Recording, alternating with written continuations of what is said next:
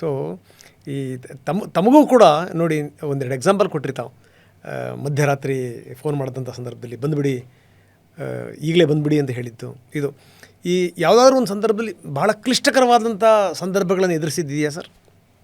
ಅಲ್ಲ, ಕ್ಲಿಷ್ಟಕರ ಅಂತ ಅನಿಸೋದನ್ನೆಲ್ಲ, ಯಾಕಂದರೆ he always use to guide. ಪ್ರಧಾನಮಂತ್ರಿ ನರೇಂದ್ರ ಮೋದಿ ಅವರು ನೀವು ಕೆಲಸ ಮಾಡ್ತಾ ಮಾಡ್ತಾ ತಪ್ಪಾದರೆ ಬೈಯಲ್ಲ. ನೀವು ಉದ್ದೇಶಪೂರ್ವಕವಾಗಿ ಅಕಸ್ಮಾತ್, ನಾನು ಯಾವುದೇ ಮಂತ್ರಿ ಅಂತಲ್ಲ, ಆ ರೀತಿಯ ಒಂದೇ ಒಂದು ಆರೋಪವೂ ಈ ಸರ್ಕಾರದ ಮೇಲೆ ಬಂದಿಲ್ಲ. ಆದರೆ ದುರುದ್ದೇಶಪೂರ್ವಕವಾಗಿ ಏನಾದರೂ ಪಾಲಿಸಿ ನೀವು ಯಾರ್ದೋ ಸಂಬಂಧ ಡಿವೇಟ್ ಮಾಡ್ತೀರಿ, ಈ ಥರ ಮಾಡಿದರೆ ಇಟ್ ಈಸ್ ಅನ್ಫಾರ್ಗಿವಬಲ್. ನೀವು ಕೆಲಸ ಮಾಡ್ತಾ ನೀವು ಪಾರ್ಲಿಮೆಂಟ್ನಲ್ಲಿ ಉತ್ತರ ಕೊಡ್ಬೇಕಾದ್ರೆ ಅನೇಕ ಸರ್ತೆ ತಪ್ತದೆ. ಆವಾಗ ಅವರು ಈ ಸೆಂಟೆನ್ಸ್ ಅವ್ರಿಗೆ ಗಮನಕ್ಕೆ ಬಂದಾಗ ಈ ಸೆಂಟೆನ್ಸ್ ಹೇಳ್ಬೇಕು, ನೀನು ಈ ರೀತಿ ಹೇಳಬಾರ್ದು ಅಂತ ಹೇಳ್ತಿದ್ರು. ಆದರೆ ನೀವು ಅಕಸ್ಮಾತ್ ಪಾಲಿಸಿ ಮಾಡೋ ಮುಂದೆ ಯಾವುದೋ ಪರ್ಟಿಕ್ಯುಲರ್ ವ್ಯಕ್ತಿಗೆ ನೀವು ಸಹಾಯ ಮಾಡಬೇಕು ಅನ್ನೋ ಕಾರಣಕ್ಕೆ ಮಾಡಿದರೆ, ಆ ರೀತಿಯಾದಂಥದ್ದು ಯಾವುದಾದ್ರೂ ಘಟನೆ ಬಂದರೆ definitely doesn't forgive. He wants, he means nation first. ಇದ್ರ ಬಗ್ಗೆ ಏನು ಡೌಟ್ ಇಲ್ಲ. ಹಾಂ, ತಪ್ಪು ಮನುಷ್ಯ ಮಾಡೇ ಮಾಡ್ತಾನೆ ಅನ್ನೋಂಥ ಸಹಜವಾದಂಥ ಏನೋ ಒಂದು ಮನುಷ್ಯ ಸಹಜವಾದಂಥ ಒಂದು ಗುಣ ಇದೆ. ಆ ಗುಣ ಅವರು ಸ್ವೀಕಾರ ಮಾಡ್ತಾರೆ. ಅವರು ಅದನ್ನು ಹೇಳ್ತಾರೆ, ನಾನು ಜೀವನದಲ್ಲಿ ತಪ್ಪು ಮಾಡಿದ್ದೇನೆ, ಆದರೆ ತಪ್ಪು ತಪ್ಪಾಗಿರಬೇಕು, ದುರುದ್ದೇಶದಿಂದ ಮಾಡುವಂಥ ಕೆಲಸ ಅದು ತಪ್ಪಲ್ಲ ಅಂತ.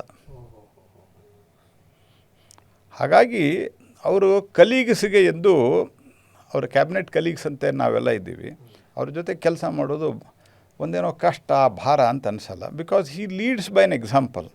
ಈಗ ಅವ್ರು ರಾತ್ರಿ 10 ಗಂಟೆಗೆ ಮಲಗಿ, ನೀವು ಬೆಳಿಗ್ಗೆ ನೀವು ರಾತ್ರಿ 12 ಗಂಟೆವರೆಗೆ ಕೆಲಸ ಮಾಡಿರಿ ಅಂತ, ಅವರು ರಾತ್ರಿ 1 ಗಂಟೆ ತನಕ ಕೆಲಸ ಮಾಡಿ ನಮಗೆ 11 ಗಂಟೆವರೆಗೆ ಕೆಲಸ ಮಾಡಿರಿ ಅಂತ ಹೇಳ್ತಾರೆ.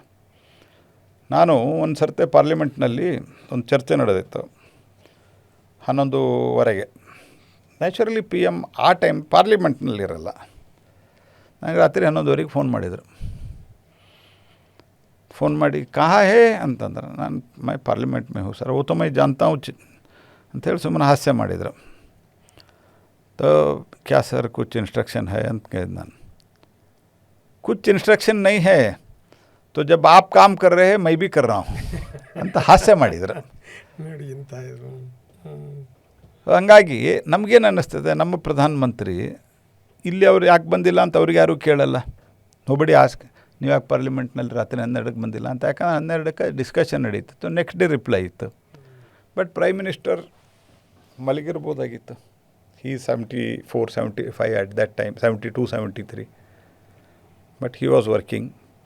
ಏನು ನಡೀತಾ ಇದೆ, ಯಾರೇನು ಮಾತಾಡಿದ್ದಾರೆ, ರಿಪೋರ್ಟ್ ತೊಗೊಂಡ್ರು.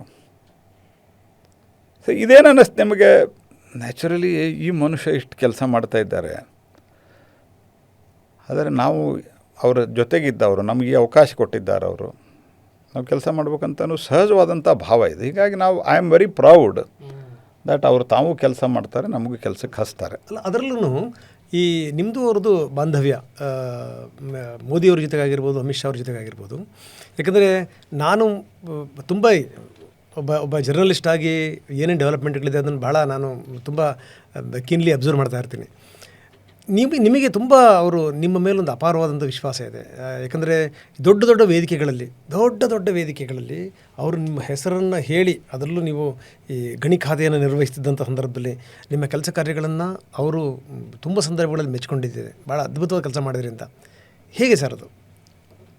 ನಾನು ಹೇಳೋದು, ಅವರು ಪಬ್ಲಿಕ್ ವೇದಿಕೆಯ ಮೇಲೆ ನನ್ನನ್ನು ಹೊಗಳಿರೋದು, ನಾನು ಅನ್ಕೋತೀನಿ ಅದು ಭಾಳ ದೊಡ್ಡ ನನ್ನ ಜೀವನದ ಸೌಭಾಗ್ಯ ಅಂತ.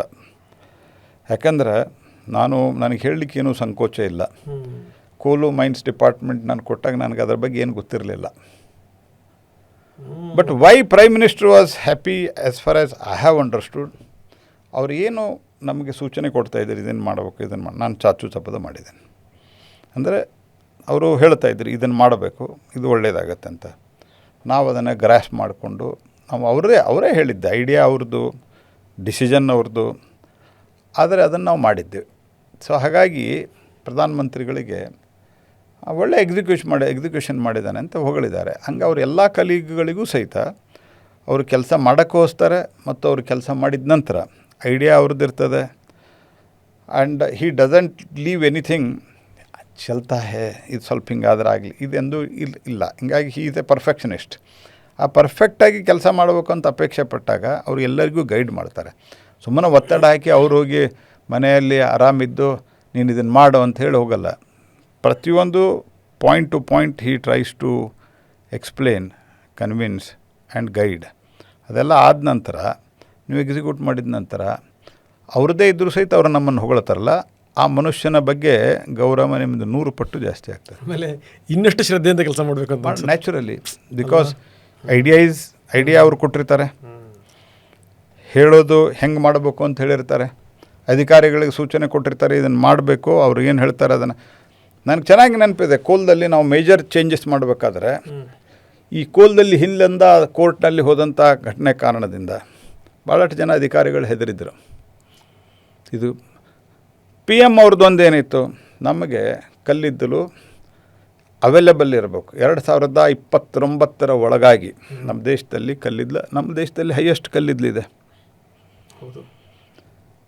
ನಾನು ಕಲ್ಲಿದ್ದಲು ಸಚಿವರಾದಾಗ ನನಗೆ ಕರೆದಿದ್ದರು ಅವರು, ಪಾರ್ಲಿಮೆಂಟು ಎಲ್ಲ ಒಟ್ಟಿಗೆ ಇತ್ತು. ಹೀಗಾಗಿ ನಾನು ಮೊದಲೇ ಕರೆದ್ರು, ನೀನು ಕಲ್ಲಿದ್ದಲ ಬಗ್ಗೆ ಮೈನ್ ಬಗ್ಗೆ ನನಗೇನು ಗೊತ್ತಿಲ್ಲ ಅಂತ ಹೇಳಿದನು. ನಾನು ಹೇಳಿದೆ ಏನು ಗೊತ್ತಿಲ್ಲ ಅಂತಂದ್ರೆ, ಸ್ವಲ್ಪ ಆದರೂ ಗೊತ್ತಿರಬೇಕಲ್ಲ ಅಂತಂದ್ರೆ. ನಾನು ಹೇಳಿದೆ ಸರ್, ಯಾವಾಗ ಈ ಕಲ್ಲಿದ್ದಲು ಬೆಂಕಿ ಹತ್ತಿ ಅದು ಉರಿದು ಹೋಗುತ್ತೆ, ಆವಾಗ ಲೈಟ್ ಹತ್ತತ್ತೆ, ಇಷ್ಟೇ ನನಗೆ ಗೊತ್ತಿರೋದು, ನಾನು ನಿಮ್ಗೆ ಕ್ಷಮೆ ಕೇಳ್ತೇನೆ ಅಂತ ಹೇಳಿದೆ. ನಾನೇ क्षमा याचने का कोई नहीं है, ऐसा इशू नहीं है, आप तो क्लीन स्लेट है, करो अच्छा काम, आपका मार्गदर्शन क्या है ಅಂತಂದು. ನಾವು ದೇಶದಲ್ಲಿ ಆಯಿಲನ್ನು ಇಂಪೋರ್ಟ್ ಮಾಡ್ಕೊಳ್ತೀವಿ, ಆದರೆ ಕೋಲ್ ಇಂಪೋರ್ಟ್ ಮಾಡ್ಕೊಳ್ತಾ ಇದ್ದೀವಲ್ಲ, ಇದು ದೇಶಕ್ಕೆ ಮಾಡುವ ಮಹಾಪಾಪ ಅಂತ ಹೇಳಿದೆ. ಆಪ್ ಸಮಜ್ಗೆ ಅಂತಂದ್ರೆ ಮೈ ಸಮಜ್ಗೆ ಸಾಬ್ ಅಂತ. ಏನು ಅಂತಂದ್ರೆ, ನಮ್ಮಲ್ಲಿ ಕೋಲು ಜಗತ್ತಿನ 5ನೇ ರಿಸರ್ವ್ ನಮ್ಮದು. ನಮ್ಮ ದೇಶದ ಭೂಗರ್ಭದಲ್ಲಿ ಕಲ್ಲಿದ್ದಲಿದೆ, ಅದನ್ನು ನಾವು ಹೊರಗೆ ತೆಗಿತಾ ಇಲ್ಲ. ನಮ್ಮ ದೇಶದಲ್ಲಿ ಆಯಿಲು, ಕಚ್ಚಾ ತೈಲ ಇಲ್ಲ, ಅದನ್ನು ನಾವು ಆಮದು ಮಾಡ್ಕೊಳ್ತೀವಿ, ಅದನ್ನು ನೀವು ಸಹನ ಮಾಡ್ಕೊಳ್ತೀರಿ. ಆದರೆ ನಮ್ಮ ದೇಶದಲ್ಲೇ ಇರುವಂಥ ಕಲ್ಲಿದ್ದಲನ್ನು ನಾವು ಇಂಪೋರ್ಟ್ ಮಾಡ್ಕೊತೀವಿ, ಇದು ತಪ್ಪಲ್ಲ, ಇದು ಪಾಪ ಅಂತ ನೀವು ಹೇಳಿದ್ರಿ. ನನಗೆ ಹಿಂಗಾಗಿ ಗೊತ್ತಾಯಿತು ನಮ್ಮ ದೇಶದ ಕಲ್ಲಿದ್ದಲು ಉತ್ಪಾದನೆ ಜಾಸ್ತಿ ಆಗ್ಬೇಕಂತ. ಮಾರ್ಗಸೂಚಿ ಅಲ್ಲೇ ಇದೆ, ಇಷ್ಟು ಅರ್ಥ ಮಾಡ್ಕೊಂಡ್ರೆ ಸಾಕು ಅಂತಂದ್ರೆ. ಒಬ್ಬ ಮನುಷ್ಯನಿಗೆ, ನನ್ನಂಥ ಒಬ್ಬ ಸಾಮಾನ್ಯ ವ್ಯಕ್ತಿಗೆ, ನಮ್ಮ ತಂದೆ ಒಬ್ಬ ರೈಲ್ವೆ ನೌಕರ, ವಿಧಾನಸೌಧ ಒಳಗೆ ಹೋಗೋಕ್ಕಾಗಿರಲಿಲ್ಲ ನಮಗೆ.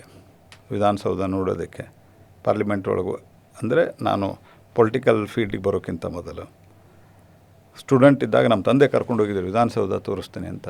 ನಮ್ಗೆ ನೋಡೋಕೆ ಒಳಗಡೆ ಬಿಡಲಿಲ್ಲ ಯಾರು. ಇಲ್ಲೇಪ್ಪ ದೇವರಾಜ ಅರಸೋದು ಎಲ್ಲ ಇಲ್ಲೇ ಕೂತ್ಕೊಳ್ಳೋದು, ನಡಿ ಹೋಗೋಣ ನಮ್ಮಂಥವ್ರಿಗೆಲ್ಲ ಇದಂತ ಕರ್ಕೊಂಬಂದಿದ್ರು.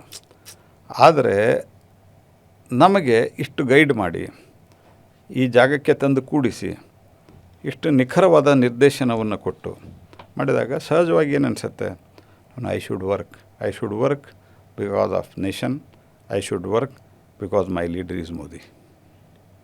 Fantastic sir, fantastic.